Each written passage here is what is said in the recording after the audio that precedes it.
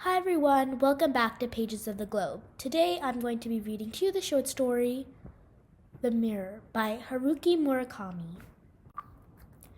This short story is about a man who is a night watch guard at a school. He has a very surreal, supernatural experience where he encounters a mirror which to him seems strange and isn't supposed to be there. Now, I don't want to reveal the story, so I'm going to talk a little bit about the actual author, Haruki Murakami. If you are a big fan of books, you've most probably heard his name, especially because of his best-selling triumph of Kafka on the Shore. His famous book brought him a lot of recognition, and he has also written many short stories which have been joined into a collection called Blind Willow Sleeping Woman. Now, you have to understand with Haruki Murakami that all of his stories are written in Japanese and then have been translated into English. So sometimes when it seems as if, and while those stories have been edited, it might seem as if something doesn't really make sense, a phrase doesn't make sense in English. If you were to show it to a Japanese speaker, then they would, and they translated it to Japanese, then it would make much more sense and it would flow easier just because each language has their own colloquial phrases used. Also, some of these stories have been written a long time ago, or by a long time ago, I mean like in the 60s, where phrases were just different in general. For example, no kidding is something that probably no kid of this 21st century would say, but that was a phrase that was used during Murakami's time. Now, Haruki Murakami is a very famous and celebrated Japanese writer. He was born in 1949 in Kyoto, Japan, and he is 73 years old. He went to Waseda University and after opened a small jazz bar which he and his wife ran for 7 years. His first novel, Hear the Wind Sing, won the Gunzu Literature Prize for Budding Authors in 1979. He followed this success with 2 sequels, Pinball 1973 and A Wild Sheep Chase, which together form the trilogy of the Rat. Murakami is also the author of novels Hard-Boiled Wonderland and The End of the World, Norwegian Wood, Dance, Dance, Dance, South of the Border, West of the Sun, The Wind-Up Bird Chronicle, Sputnik Sweetheart, and of course Kafka on the Shore, After Dark, and 1Q84. Now, he has also written 3 short story collections, The Elephant Vanishes, After the Quake, and Blind Woman Sleeping Willow, which the mirror is from. He has also written several works of nonfiction, which most of them have to do with events in Japan, like the Hanshin earthquake and the Tokyo subway sarin gas attack in 1995. His most recent award is the Journalism Prize, whose previous recipients include J.M. Coetzee, Milan Kundera, and V.S. Naipaul. Murakami's work has been translated into more than 50 languages and has been shared across the globe. He often gets his writings from the influences of Franz Kafka, Yuko Mishima, and Natsume Soseki. Without further ado, let's get on with the story. Remember to like, share, subscribe, and comment down below which short story you would like to hear next. The Mirror by Haruki Murakami. All the stories you've been telling tonight seem to fall into 2 categories. There's a type where you have the world of living on one side, the world of death on the other, and some force that allows a crossing over from one side to the other. This would include ghosts and the like. The second type involves paranormal abilities, premonitions, and the ability to predict the future. All your stories belong to one of those 2 groups. In fact, your experiences tend to fall almost always totally under one of the categories or the other. What I mean is, People who see ghosts just see ghosts and never have premonitions, and those who have premonitions don't see ghosts. I don't know why, but there would appear to be some individual predilection for one or the other. At least that's the impression I get. Of course, some people don't fall into either category. Me, for instance. In my 30-odd years, I've never once seen a ghost, never once had a premonition or prophetic dream.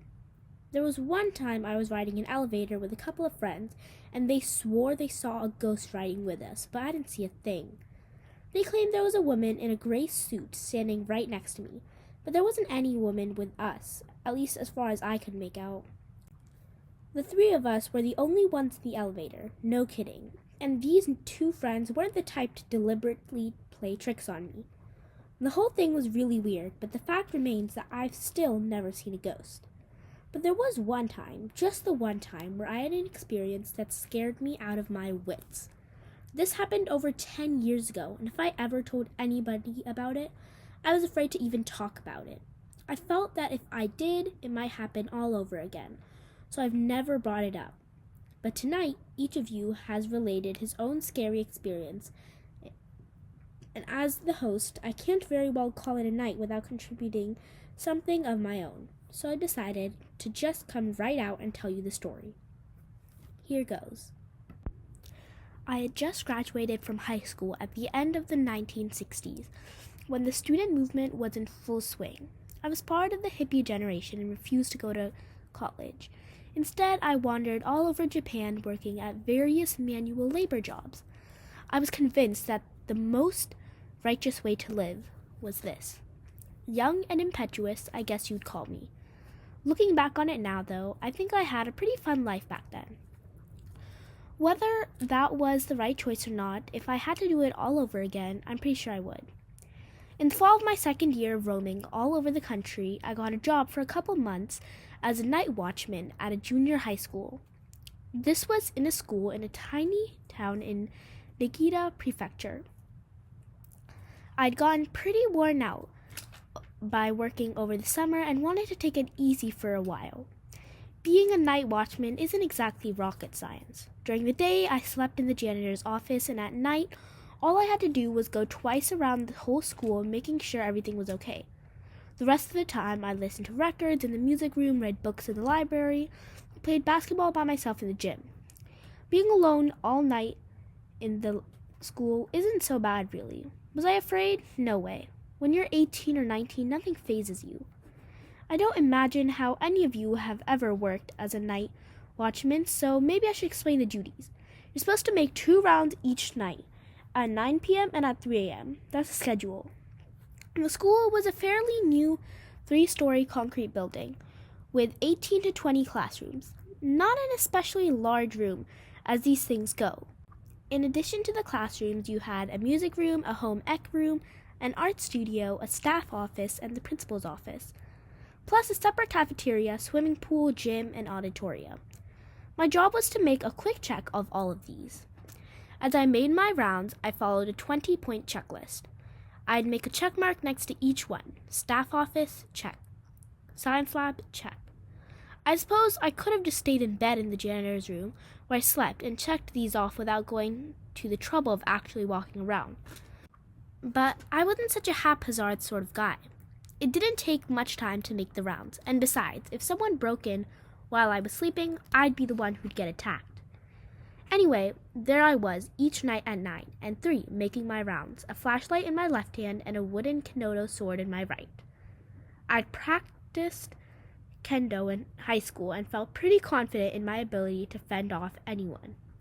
If an attacker was an amateur, and even if he had a real sword with him, that wouldn't have scared me. I was young, remember? If it had happened now, I'd run like hell. Anyhow, this took place on a windy night in the beginning of October. It was actually kind of steamy for the first time of the year. A swarm of mosquitoes buzzed around in the evening.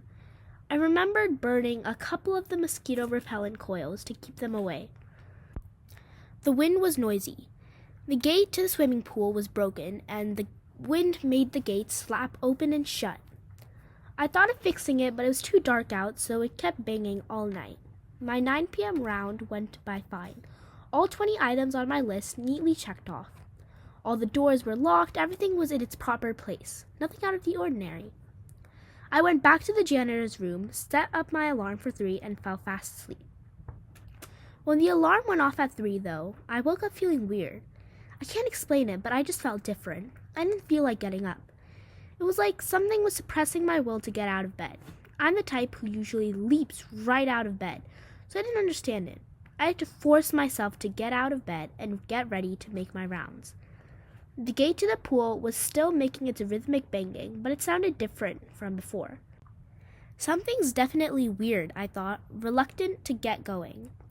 But I made up my mind I had to do my job, no matter what. If you skip out on doing your duty once, you'll skip out again and again, and I didn't want to fall into that.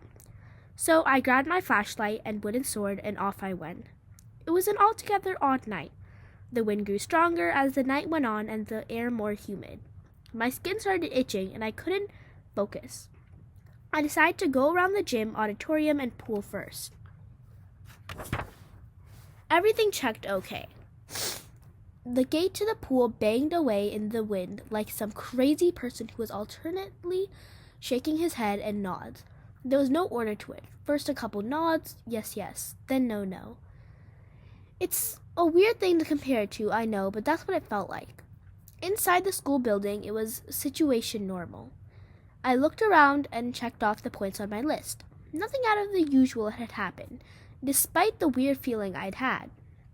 Relieved, I started back to the janitor's room. The last place on my checklist was the boiler room next to the cafeteria on the east side of the building, the opposite side from the janitor's room. This meant that I had to walk down the long hallway on the first floor on my way back. It was pitch black. On nights when the moon was out, there was a little light in the hallway, but when there wasn't, you couldn't see a thing. I had to shine my flashlight ahead of me to see where I was going. This particular night, a typhoon was not too far off, so there was no moon at all. Occasionally, there'd be a break in the clouds, but then it plunged into darkness again. I walked faster than usual down the hallway, the rubber soles of my basketball shoes squeaking against the linoleum floor. It was a green linoleum floor, the color of a hazy bed of moss. I can picture it even now. The entrance to the school was midway down the hallway. And as I passed it, I thought, I thought I'd seen something in the dark. I broke out into a sweat. Re-gripping the wooden sword, I turned toward what I saw. I shined my flashlight at the wall next to the shelf for storing shoes. And there I was. A mirror, in other words. It was just my reflection. There wasn't a mirror there the night before, so they must have put one in between then and now. Man, was I startled. It was a long, full-length mirror. Relieved that it was just me in a mirror, I felt stupid for having been so surprised. So that's all it is, I thought to myself. How dumb. I put my flashlight down, took a cigarette from my pocket, and lit it up. As I took a puff, I glanced at myself in the mirror. A faint street light from outside shone in through the window, reaching it. From behind me, the swimming pool gate was banging in the wind. After a couple puffs, I suddenly noticed something odd. My reflection in the mirror wasn't me. It looked exactly like me from the outside, but it definitely wasn't me. No, that's not it. It was me, of course, but another me. Another me that never should have been. I didn't know how to put it. It's hard to explain what it felt like. The one thing I did understand, though, was that this other figure loathed me. Inside, it was a hatred like an iceberg floating in a dark sea. The kind of hatred that no one could ever diminish. I stood there for a while, dumbfounded. My cigarette slipped from between my fingers and fell to the floor. The cigarette in the mirror fell to the floor, too. We stood there, staring at each other. I felt like I was bound, hand and foot, and couldn't move. Finally, his hand moved, the fingertips of his right hand touching his chin. Then slowly, like a bug, crept up his face. I suddenly realized I was doing the same thing. Like I was the reflection of what was in the mirror and he was trying to take control of me. Wrenching out my last ounce of strength, I roared a growl, and the bonds that had held me rooted to the spot broke. I raised my kendo sword and smashed it down on the mirror as hard as I could. I heard glass shattering, but didn't look back as I raced back to my room. Once inside, I hurriedly locked the door and leapt under the covers. I was worried about the cigarette I dropped on the floor, but there was no way I was going back. The window was howling the whole time, and the gate to the pool continued to make a racket until dawn. Yes, yes, no, yes, no, no, no. I'm sure you've already guessed the ending to my story. There never was any mirror. When the sun came up, the typhoon had already passed. The wind had died down, and it was a sunny day. I went over to the entrance. The cigarette butt I had tossed away was there, as was my wooden sword. But no mirror. There had never been any mirror there. What I saw wasn't a ghost, it was simply myself. I could never forget how terrified I was that night. And whenever I remember it, this thought always springs to mind. That the most frightening thing in the world is our own self. What do you think? You may have noticed that I don't have a single mirror here in my house. Learning to shave without one was no easy feat, believe me. The end.